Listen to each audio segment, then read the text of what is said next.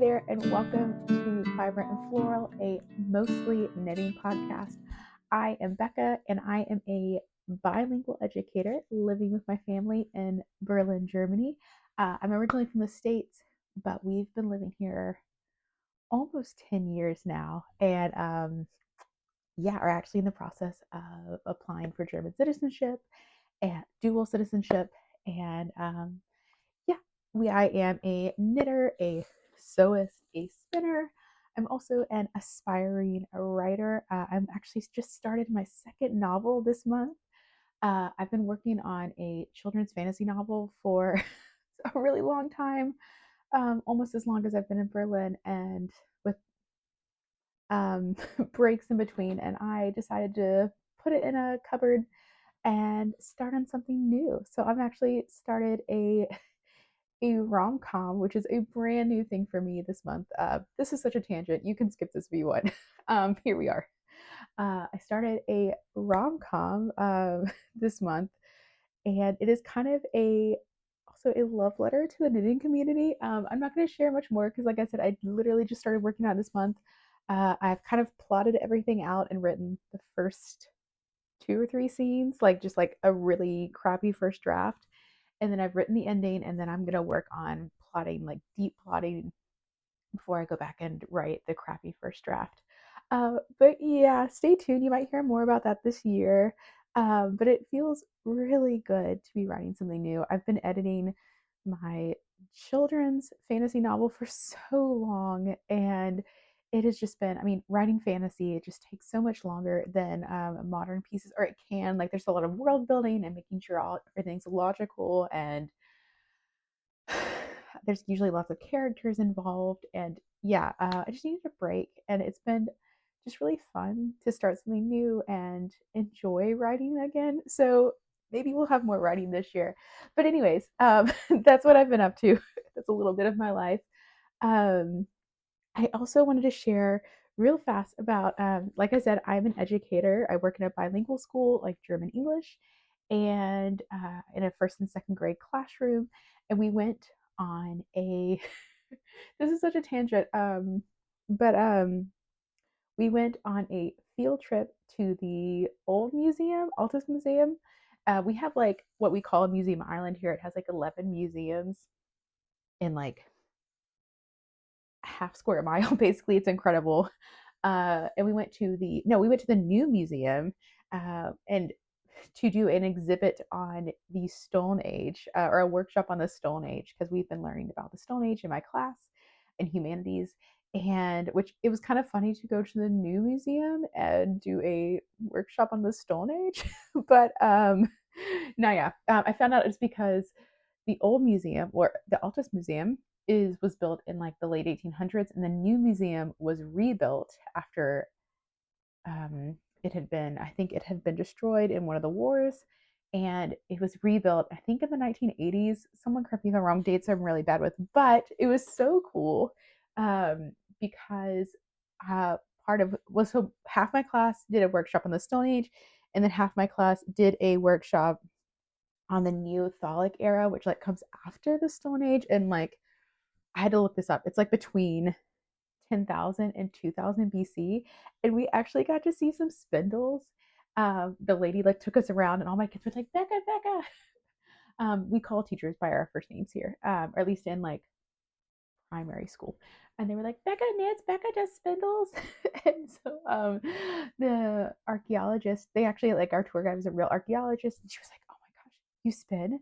And so we were talking about the spindles, and I was kind of like telling her how I got into that. And she was like, I was actually noticing your sweater. You knit that by yourself, right? And so I was wearing my holly sweater. And so we got to talking about knitting for Olive and color work. It was just so cute. And as my kids were like drawing things that they learned and like were presenting their work, it was just a lovely visit. I love field trips. It's always so good to get out, but it was really lovely to like see this thing that I do. And we got to see like this spindle that we saw, they estimate was around, I think, like 5000 BC, which is insane. And it had been found like in Germany, and so the museum had like dug it up and put it in displayed. It was so cool. And some of my kids drew one, and they gave me their drawing. I should have brought it home. That would have been cute. But now, yeah, it was just so cool to see like this little hobby and learn more about it. And obviously, it was a very derivative form of what a spindle is today. It was a little bit different than like the spindles we use, but it was still like the original spindle. And it was actually looked like pretty similar. Maybe I'll try and find a photo here. Did I take a photo? I think I did. I'll try to post a photo of what it looked like because it's so cool to see like how close spindles are to the original design. Even though I use a spinning wheel, still like the same craft. So I just wanted to share that because it was such a neat experience of like knitting in everyday life and both like getting to interact with this archaeologist, but also like seeing the history of our craft.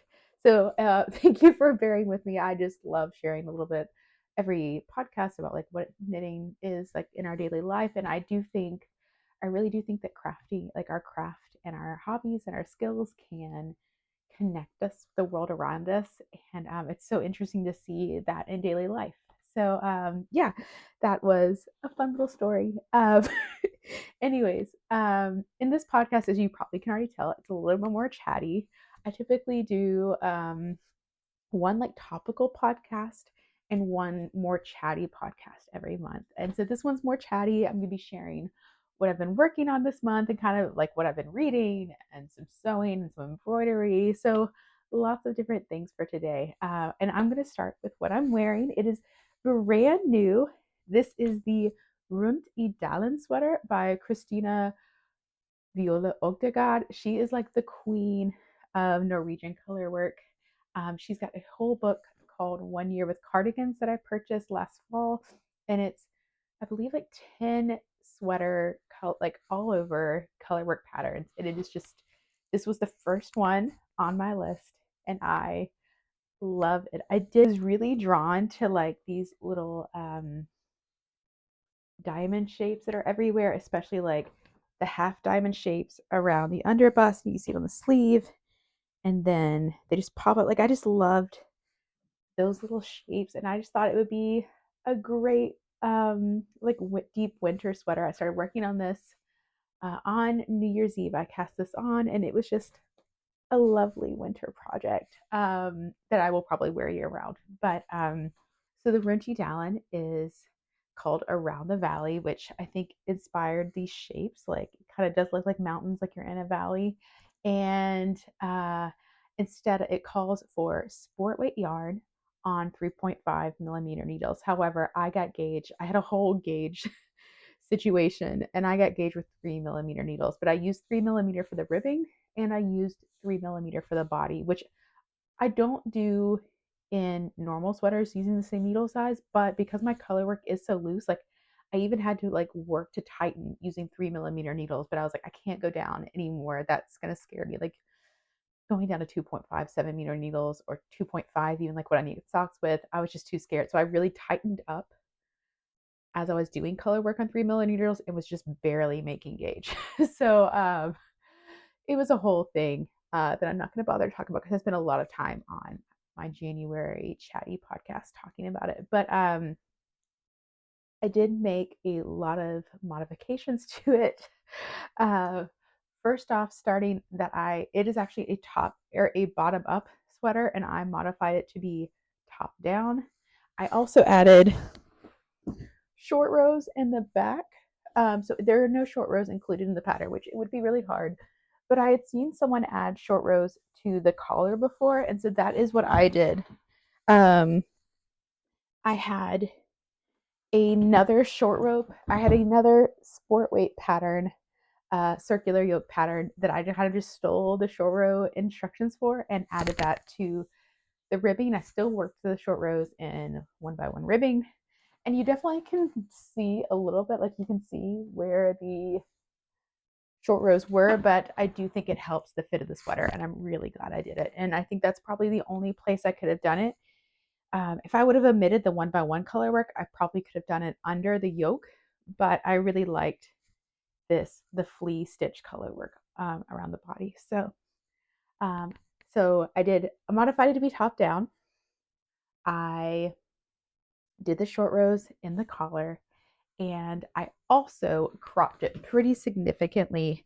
And I basically, because I typically like sweaters to be cropped like this, there was a whole nother section of color work, basically like mirroring this at the bottom, that I just omitted.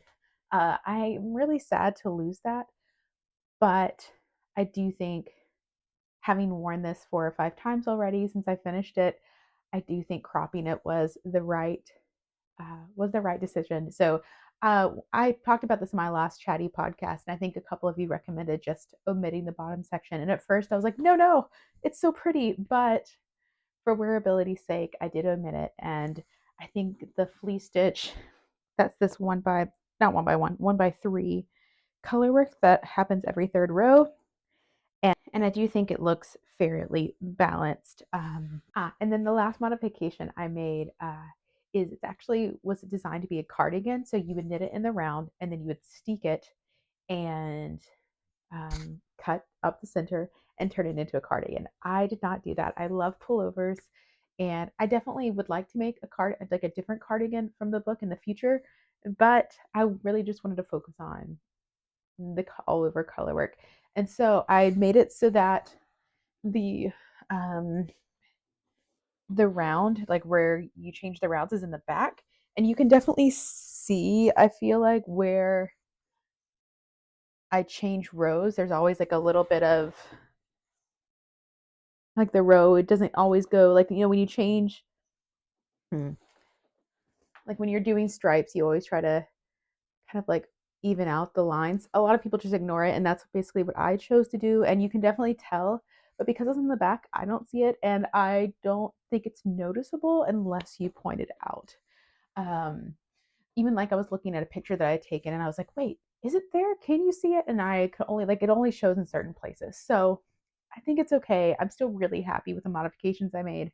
And then the last thing is, or the last thing, I'm still really happy with the modifications I made, and I do absolutely love this sweater. Uh, Before I go over like my overall thoughts on the project, I wanted to quickly go over the yarn. And I used BC Samilla in the color Jean. And then for the white, because I didn't know, so rewind. BC Gone was a new to me yarn company, but they reached out to me in the fall and asked to send me 10 balls of yarn in any color I wanted of BC Samilla. And moment of clarity, this does not happen to me. This has never happened to me before. I don't have yarn companies like beating down my door. So I was quite excited to get this offer, because it is such a, it's around €9 a skein. And it's a yarn company I don't know if I would have tried, but I'm very thankful I found. It is a German yarn company, which I love using German yarn since I live in this country and like to support like local small businesses. But what I also appreciate about them, um, is that they have a commitment to sustainability and organic textiles and fair trade. And so they have this little stamp, which I don't know if this is, I think this might just be a European thing, but correct me if I'm wrong. It's like the GOTS symbol, which stands for Global Organic Textile Standard. And that basically means that it's organic and that it's made ethically with animal welfare, and as well as people welfare, if you will, or like people are paid, all their workers are paid well as much as is possible. Um, and I just really love this. This is a company, like it says it in their bio, that like they have a commitment to sustainability, to taking care of people, to taking care of the earth, to taking care of animals. And I really love that. In the same way that it's the same with Knitting for Olive. I use their yarn. I feel good using their yarns because I know that their whole standard, their whole like process of making the yarn from where it comes from to where it's made to paying the people well, to taking care of the animals, is something that I can support, is good for the world. And so I don't personally mind paying more for brands that do this, because it makes me feel better about using yarns and making clothes. It's something I don't always buy yarns that have this GOT symbol, or it is really hard to get the symbol. And so some brands are in the process of getting it. It can take years. I think, I'm not sure. but buying, I'm not able to always buy yarn that is GOT certified or fair trade, but it's something I would like to move more towards in the future. And I'm really excited to have found this brand that has such a pledge to these values. So I was not required to say any of this, but I am really happy about this. This is probably the thing that I love most about this yarn is that I can feel good about where my money is going to. And it's absolutely a yarn that I will buy more of in the future, not only because it is ethical and I can feel good about the values of the company and it's also local for me. It is super soft. It is a yarn. I think I only used like 4.5 balls, which for a cropped sport weight sweater isn't a lot. It was maybe 200 grams. Um, I have a lot left. Like I will have 5.5 grams left, or 5.5 balls left. I'm definitely going to make a sweater for my youngest daughter. It's just so soft. I think kids would have no problem wearing this. Like it would be good for shawls or hats. Like it's just a really, really easy to wear yarn. Um, and comes in solid colors. Like I think there are two other very popular sport weight yarns here that are like widely available in Germany, and that is Raumagon, and that is Ficolana Pernilla, which is I actually use this. My local yarn store carries both Rauma and Pernilla, and ended up using the cream. And I just wanted to take a minute to compare these like three sport weight yarns. Um, so if you had like a scale of them head up, you have Samilla, which is a very solid color and not woolly at all. It's very soft, could absolutely be used for kids. And then I feel like on the other side, you have Raumagarn, which is, and their sport, I forget what their sport wheat is called, but I'll post it here, which is very woolly, comes in hundreds of colors, and has like every color has like a melange to it. So it just has these beautiful colors that I would love to knit more of. But it's not something that I think my kids would wear or that I would want around my neck.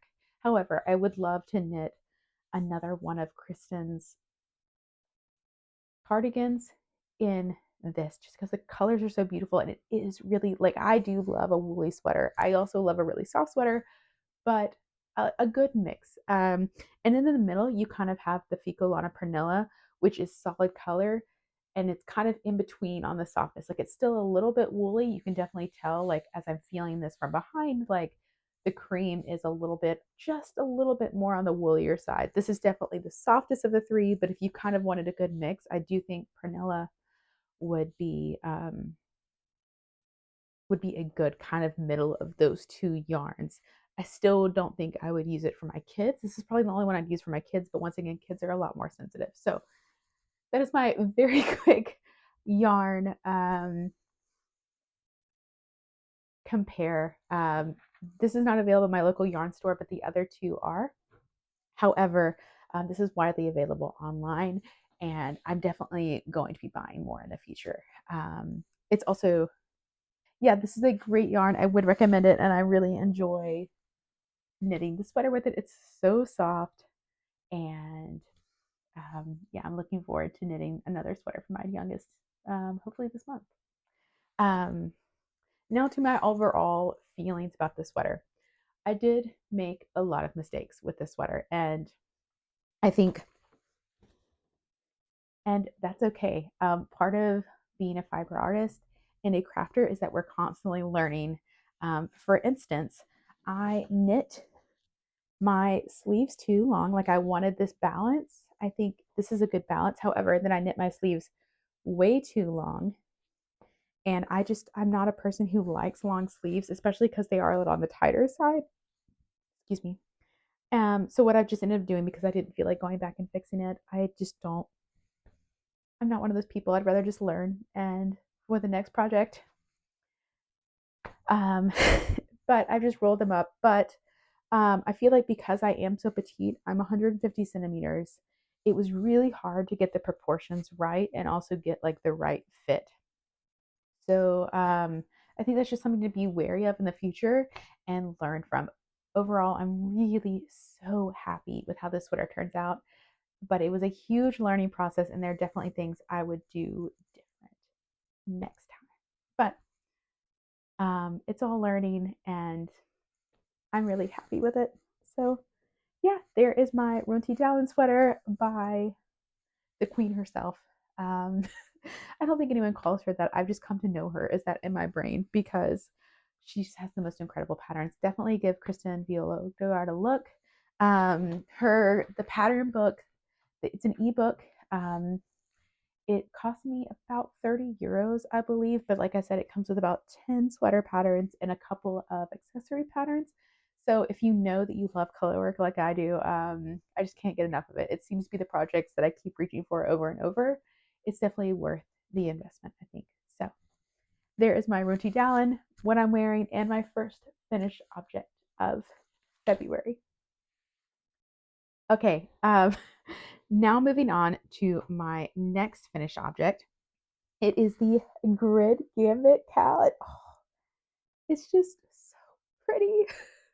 This is by Samantha Guerin, and I participated in the Grid Gambit Cowl, not to be confused with Cowl, Kal, knit along, posted by Samantha and the botanical knitter Emily. And this was just so delightful. I'm using my own hand spun. So the purplish gray yarn is, let me see if I have it. Oh, I don't have it. I think it's in my whip pile, but it is Alpaca 2 from Isire Yarn, held double. So it's like a light fingering, and I held it double to make kind of a sport weight DK.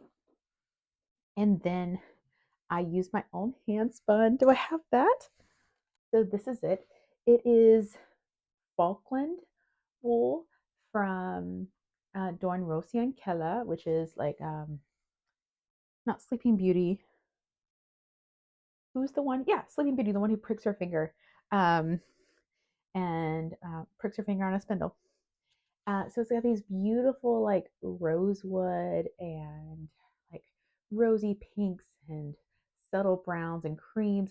It's stunning. It was very Valentine's-y. Like I was knitting this around Valentine's Day, and it made me just like feel very seasonal. But it just turned out so well. I feel like the color does kind of disappear a little bit. Like when you hold it away, it just kind of looks like a cream and purple scarf. But I kind of like that, like it has dimension to it. Like I'm kind of always discovering something new when I look at it. And I love it. The stitch pattern. So the cowl is like made in a upside down pentagon. Like you start with one corner and then you knit across. And so it goes like an upside down pentagon, 5 sides, and then you seam it together in the back. Um, and so it kind of creates this like really chunky, really long cowl. Hang on, I'm gonna take off my microphone so you can kind of see it on. Okay, so it is. I've never knit a cowl because when you see them on people, they kind of droop and don't really keep your neck warm. However, because it is this long diagonal or this long tube shape, it does kind of scrunch up on your neck. And even when I was wearing my parka, I would kind of zip up the neck a little bit and hold it up to my face and like zip up my jacket around it. And it was just perfect. It just has me thinking that like I might want to knit more cowls in the future. That's such a hard word when you're talking about knit alongs as well. Because I really think this is such a great shape. I really enjoy knitting this. So even though the stitch pattern looks really complicated, it is so easy. Um, it's technically knit with a technique called mosaic color work. I don't want to give too much of the stitch pattern away, but you're basically just creating this motif by slipping stitches. You're not having to carry a yarn or anything. You just get to this and you slip the stitch and it carries the previous yarn color up. So you're really not having to balance 2 yarns. You're only working with 1 yarn color at a time. So if you've been scared to try color work but really like this is definitely worth checking out. I want to knit 5 more of these. It was such a delight. I think I knit it. I cast it on the first day of the cow, and I think I was done in like 4 or 5 days. I started it on a Friday, and I wore it out on a date night the next Friday. It was blocked and everything. So such a quick knit, such a delightful knit. I literally did not put it down. Like once I started it, I was a monogamous knitter that whole week. It was just so fun, so delightful, and it is a treasured piece. It is my first hand spun project, and I'm really proud of myself, and I just love how it turned out. Um, the last note I will make is I did use 4mm needles to get gauge instead of 4.5. So definitely check your gauge, and that is important.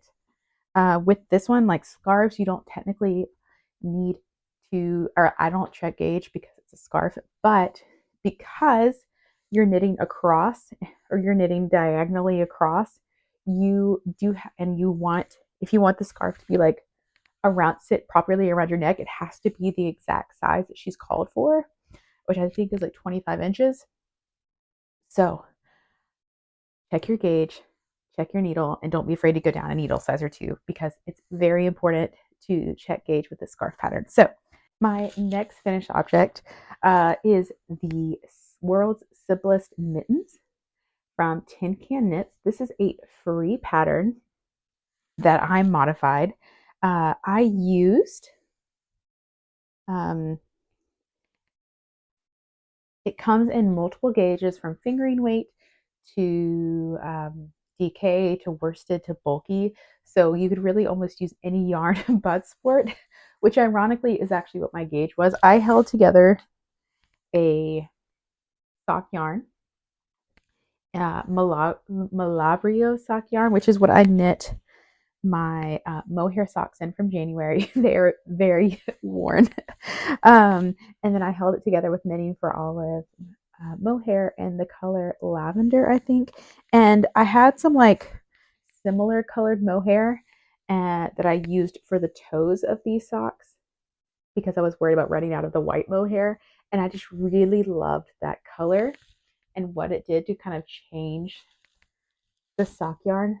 And so I actually ended up going back and buying some mohair to make this color. And I really love this. And as you can see, I have plenty of yarn left. I actually would love to make like a matching headband or something, but that's maybe for next winter. But because I used a mohair sock yarn blend, it wasn't technically a DK. It was more of a sport weight gauge when I did my gauge swatch. So what I ended up doing was going up, like I have small. I instead of knitting like this, following the instructions for a size small, I followed the instructions for a size medium, but still used like 3.5mm needles. So I kind of like made a sport weight yarn work. Oh, these are so warm. I need to take them off. Um, and then the big modification I made with this pattern, I've done a lot of modifications this month, is that I made it so they are convertible mittens. And so I followed the instructions. I knit until the knuckle on my pinky. I did some ribbing, and then I went back, picked up half the stitches around the back, cast on stitches for the front, did more ribbing, and then kept knitting and following the pattern instructions.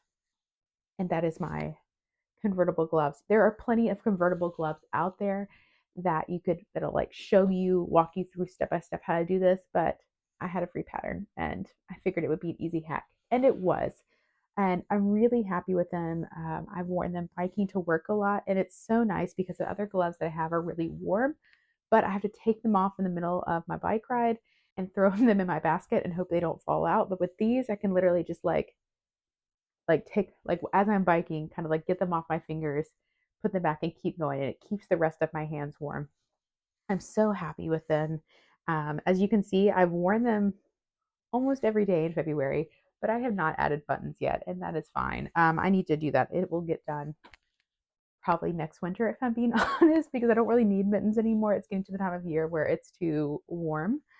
But I'm really happy with them, and I've worn them, like I said, nearly every day.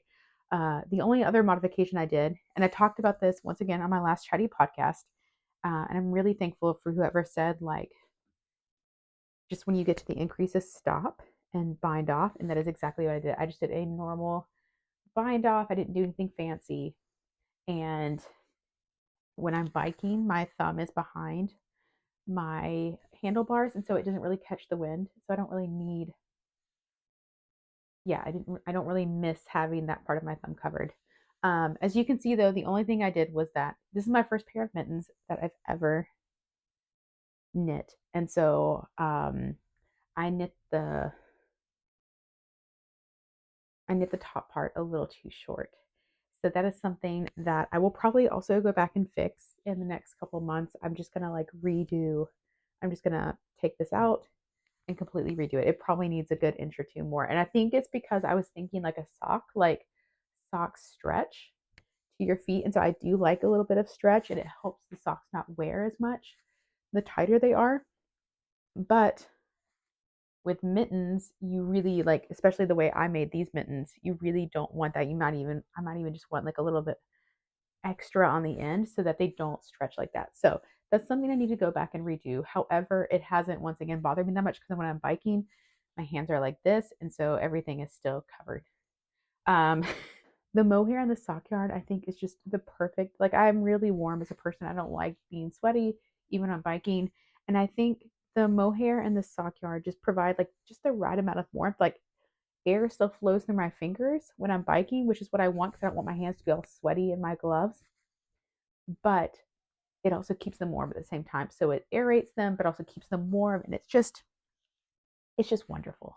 I'm really happy with these, and I think you could tell by how worn they look already after even we're like being done within less than a month. So the World's Simplest Mittens by Tin Can Knits, another free pattern.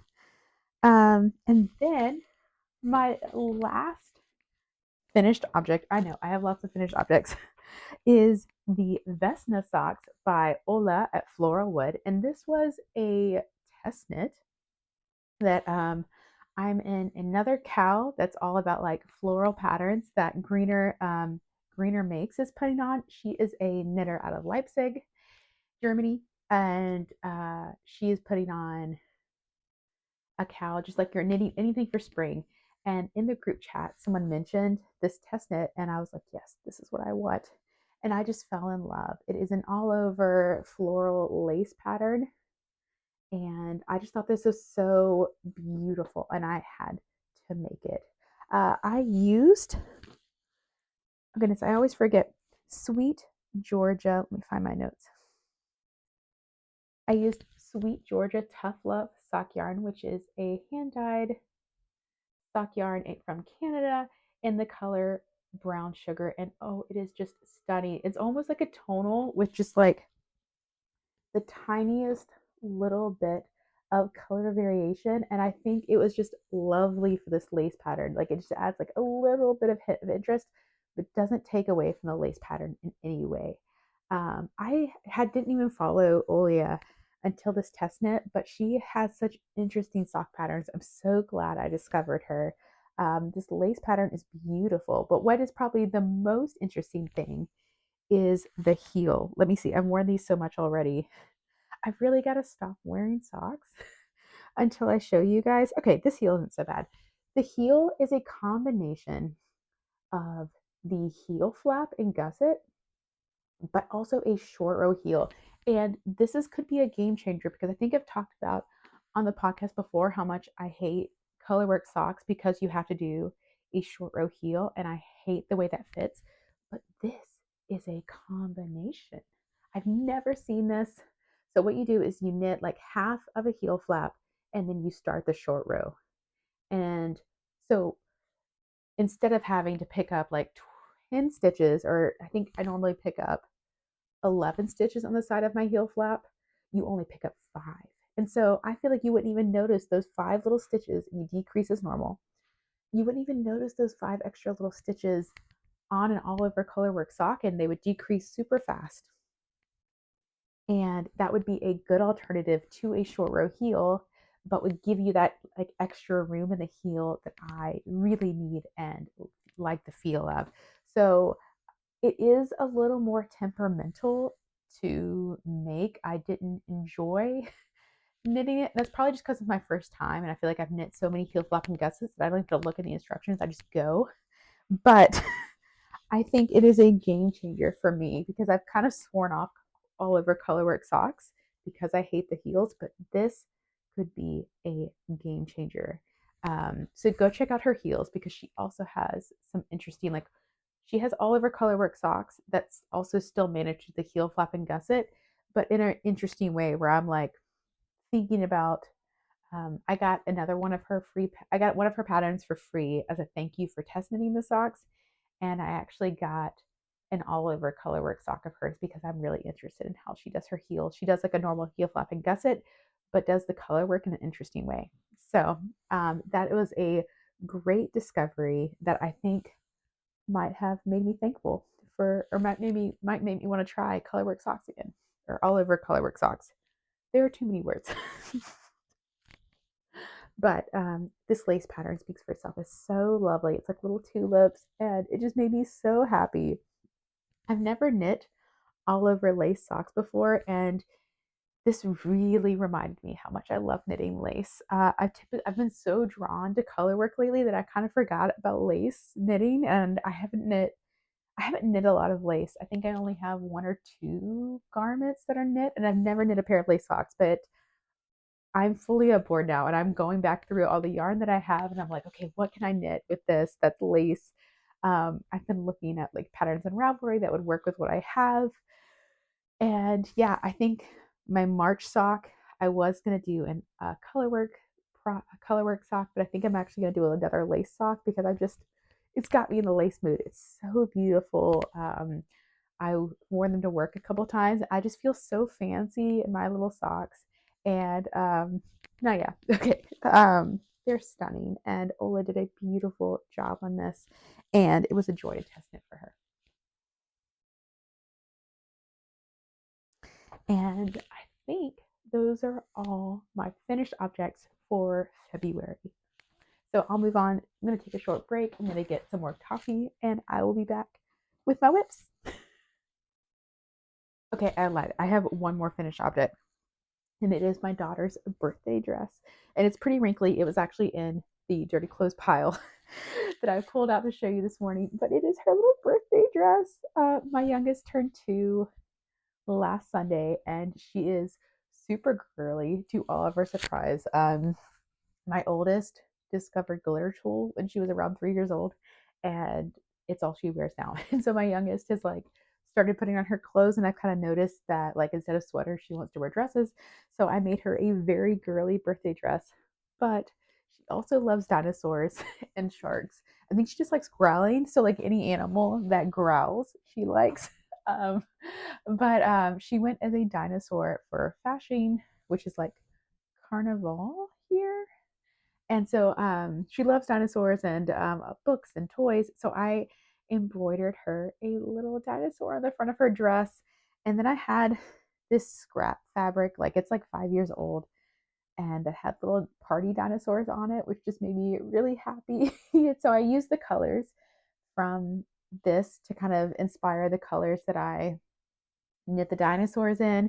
And then I had this light blue linen from my stash from another project I had made my oldest daughter years ago. And so this whole project was completely free. And because it's linen, I'm hoping she could wear it in summer, but it's also appropriate for spring. And I'm just so happy with it. The ties tie around back. This is both the embroidery pattern and the dress pattern are from Little Lizard King, which are basically the only patterns that I sew for my girls. I have been using their patterns for 5 or 6 years now, and they are flawless and stunning. And the only modification I made, because I always modify something, is there's usually a button band, but I added elastic on the back and did this like elastic panel so it stretches so it can just like go over her head. Our daycare is very particular about like what kind of clothes they wear, and we try to avoid buttons, unless like maybe like a button to like clothes, but like all down buttons and like a dress that doesn't really let her body move isn't something that they like, and I completely agree with. So I wanted to make it where if she ever needed to wear a taquito or just like playtime, it easily goes over her head and grows and moves with her body. So I'm really happy with it. She loved it. And I just think it's so sweet, even if it's wrinkly. I'll post some pictures of it not wrinkly here. But that is my last finished object. I'm just in love with it, and I'm hoping she can wear it for a long time. Okay, back in the hamper and onto whips. I actually don't have that many. Let me start with the my new favorite sweater, the DRK Everyday Sweater by Andrea Mowry. Um, it is another sport weight pattern featuring a circular yoke and 2x2 ribbing on the collar and on the waist and sleeves, which I obviously haven't got to yet. I knew I was going to love this pattern, but I don't think I knew how much I was going to love this pattern. I have been on the lookout for a good, just like simple go-to stockinette sweater, and I think this might be it. I love it. Like, it was just such a delight to knit. It has been hard to knit anything else because I'm just having so much fun with this. And I think because I cast it on after in all over Colorwork and lace socks and just like everything, it's been so nice to just like go and like no matter, and because it's a sweater, like I typically knit like a lot of stockinette accessories and they're just gone too quickly. But this is just, it's taken me a couple weeks and it's just so delightful. I also really like the way she increases. There's only three or no, maybe 4 or 5 places that you increase. So like stockinette, you do a layer of increases, stockinette, a layer of increases. And other than that, it's just knitting. So even like with a raglan, you're doing increases every other row. But this one, there's only 4 times. The rest of it is stockinette. I'm just so pleased. I'm obviously gonna see how it fits in the end, but I've really enjoyed this so much. I am using a yarn that I picked up on our trip to the States last year. It is Kingston Tweed. It is this beautiful tweedy chocolate brown. It is from it is from Fiber Natural of North Carolina in the color Dravite. And I just fell in love. I probably spent 30 minutes picking out like all their colors are just beautiful. I was even on Ravelry this morning, like trying to get more information on the yarn, and all their yarns are just stunning. When I go back to next time we go visit the States, which will probably be in a couple of years now, I definitely want to go and try to find more of this and more of their brand because it is just a wonderful yarn. It is 50% wool, 25% alpaca, and 25% viscose, which I think is just going to make this sweater, like when I block it, be so drapey. Alpaca in of itself is very drapey, but with the viscose added, it's just going to be so lovely. I wish I had more of this. If you know of a yarn that's available in Europe that has these properties, let me know because I think I will want at least 30 more of these sweaters. I just love it. I've knit 2 balls. So it is 50 grams is 160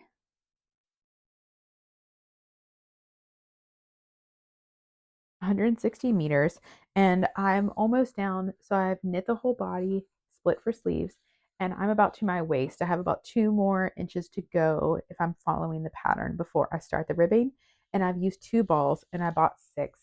So honestly, I might even have like most of a skein left over um, when I'm done. But I'm thinking about doing some like floral embroidery, just like in the same color, just like to add like a little texture, like around, like maybe just on one shoulder, I think would be really cute. I've been very inspired by the recent Fruity Knitting podcast, which shows an artist from Hamburg. I forget her name, but she wrote the book Embroidery on Knits. And I've been very inspired by her knitting projects and wanted to try more embroidery on my knitting. And so I think that would be an easy to just embroider some like little daisies or some wildflowers or something in the same color, but just to add like a little bit of texture. But we'll see. I'm gonna finish the project first and see where my heart leads. But yeah, this is just a stunning. I'm really enjoying this, and if it fits well, be prepared to hear me talk about this a lot. So the DRK Everyday Sweater, and she's actually doing a DRK. It's by Andrea Mowry. Drea Renee Knits is her Instagram handle. So DRK Drea Renee Knits. She's doing a DRK March to May knit along. So all of her patterns, I believe, it's just like a knit along to knit something from her. Whips are welcome. So if you're interested in the sweater, it's 25% off. I think she has a 25% off coupon on her newsletter that will run until March 2nd, which is tomorrow, or maybe today by the time this video is coming out. So if you're watching this and are interested in this pattern or one of her other ones, it's available on sale. So that is my first whip.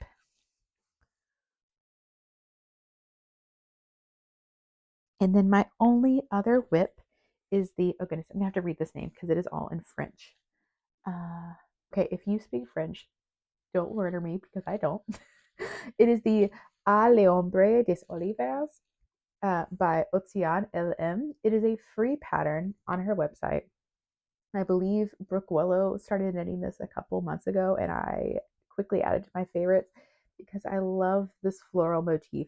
It's just a simple, like in the round headband that comes together and will like how beautiful is that going to be? It is fingering weight, knit on 2.25 millimeter needles, but I think it's stunning. It is a very complicated color work. You have to look at every single line. So I basically have been challenging myself to knit like 5 lines a day and then I move on. I'm kind of taking a break from color work. I mean, I say that, but I'm clearly knitting color work and I have plans to knit Stone Knits sheep socks soon for like when the little lambs are born.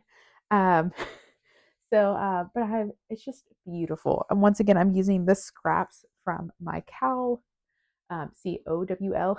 I'm using the Alpaca 2 from Isair in the color Cloud. And it's like this grayish purple with like, just got a little bit of variation and it's just stunning. I feel like, can you see that? It's just beautiful. It's from, I think it's 50% wool, 50% alpaca, and it's really soft. And then I'm using also I had some knitting for olive merino left over from my daughter's Christmas sweater in the color Putty. And I think together it is just beautiful. My modification. I really don't make that many modifications. At least I don't think I do, but now I'm hearing myself and I'm like, wow, I really modified every single thing this month, except for my test knit socks because I am a good rule follower and I don't modify test knits unless I'm told I can.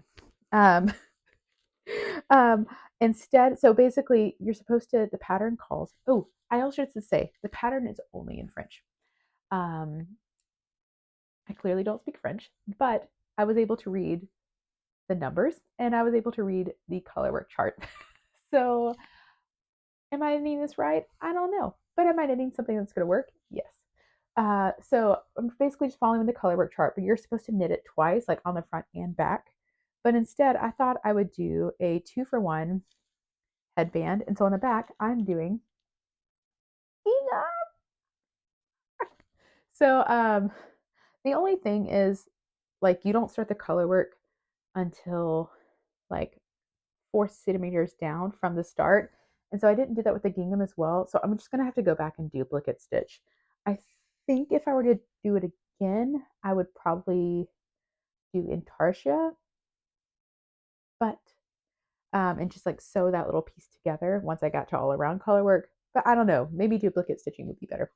Regardless, I'm going to go back and duplicate stitch the gingham. But I'm just doing, so it's 60 stitches all on the round. And so the front is 30 stitches and the back is 30 stitches. So I just did 5 stitches of each color and then I'm doing 1 by 1 color work, 5. And then on the next row, I'm reversing when I do 1 by 1 and doing the purple square. I just came up with my own pattern, but there's tons of, I just like looked at something that I liked on Ravelry and copied the stitches and this is just adorable. What I realized though is that I met my best friend for coffee the other day and she has a scarf that is in these colors in this stitch pattern. And I walked in and like this was in my bag and I was like, oh my goodness, I'm like knitting your scarf. I don't know if that was like subconscious that I just like love her. So I like basically am knitting her scarf on a headband, but we just thought it was really funny. So I told her if I have enough yarn left over, maybe I'll also knit her a matching headband because it is literally this. This would be a perfect match almost.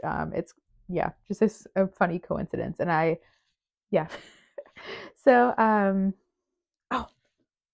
also I got this cute little croissant stitch marker, and it came with a coffee stitch marker, and oh, adorable.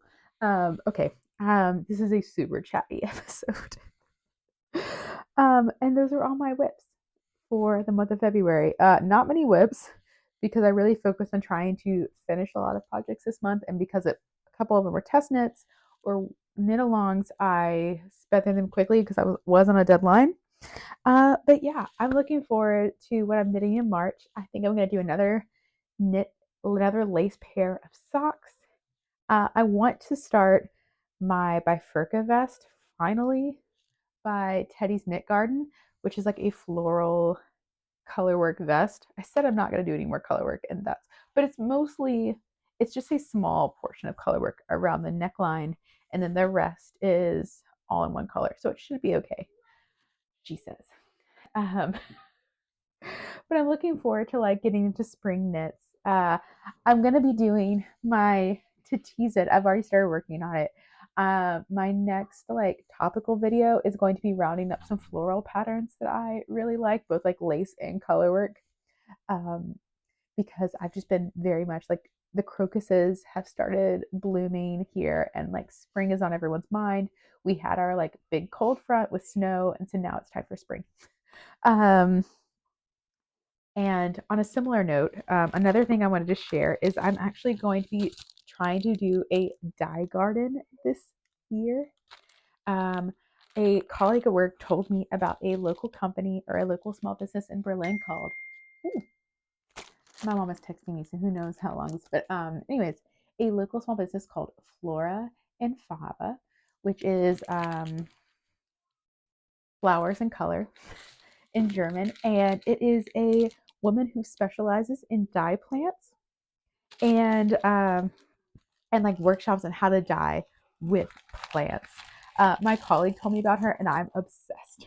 So she has this is like a seed packet to do your own. Phone is on silent. I don't understand. Um, so this is a seed packet to do your own dye garden, and then I'm hoping to do her dye workshop this summer. It will take probably 1 to 2 years of work from what I'm reading to like really get plants that I can dye with, but I'm in it for the long haul. Gardening is one of those things that I've always been really interested in. My mom is a gardener. Hi, Mom. But I'm not really good at it, but you learn. I was able to keep plants alive last summer, and so this summer I am rewarding myself with trying to dye garden. It came with like a little booklet telling me when to plant them, if I'm planting them outside or if I'm planting them inside. I'm going to start inside. I don't actually, so we live in a very small apartment.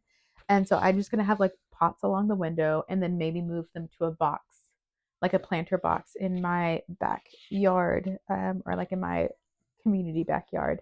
But it goes through, so some of the plants that are included, these are all in German. So some of the plants that are included, they're all in German on the booklet, but are indigo and marigold and dyer's root. And I think there's 6 or 7 other plants that I just can't remember the names of in English. But it goes through and tells you when to plant them and how to plant them and how much light they need. And it's just a fantastic resource. She also has a larger booklet that I also paid for. Lighter, unfortunately only in German again, but has really just goes through like 40 pages of how to plant these plants indoor in an apartment, so she's in Berlin as well. And I think it's just so helpful to find someone local who not only is in the same living environment as me, she also has a small apartment. She also grows her plants like on her balcony or in a small flower bed outside. And she also has the exact same weather as me. Just like, what a great resource that I have found. that she is just so I'm really excited to start this journey, if you will, and start my dye garden. I think it will be so fun to see how this goes, and this is definitely something I'm wanting to grow in, both in terms of gardening and also in terms of dyeing. So I'm glad to have found this resource and to have someone local that is an expert in this stuff that I can go to and take her workshops and email and ask questions. So if you're local in Germany, definitely check them out. Once again, this is Fiber and Flora. Or no, not Fiber and Flora. That's me. Gosh, her name is too similar to mine, like Fiber and Floral. Oh, gosh, that's embarrassing. Um, Flora und Farbe. She's in Prenzlauer Berg if you're a local. And definitely check her out. But if you're not local to me, I'm sure there's something that is definitely, if you're interested in this topic, you could definitely look into it. And as I was like looking on Etsy, there's tons of, I was originally looking for something like this on Etsy before I found her. And there's tons of stuff like this available in so many different countries, even within the EU, but also in the United States and in England. I saw a couple of companies. So I liked that it was like a whole packet of like different colors that I would need, kind of like an overall basis of what colors I would want to dye. So yeah, on that note, that was my last. I feel like I've had like 15 tangents this episode, which is fine. If you've made it to the end, thank you for watching. It has been a joy. I have been looking forward to recording this episode all month to show you like my seeds and my sweaters and everything else. It's been an absolute delight to talk with you. And yeah, I mean so much that you're here watching. I wish you a warm and quick spring. I wish you a happy weekend. I hope it's full of rest and joy, and that you're taking a minute to just relax and take a sip of coffee, take a sip of tea, and enjoy the season. Bye, friends.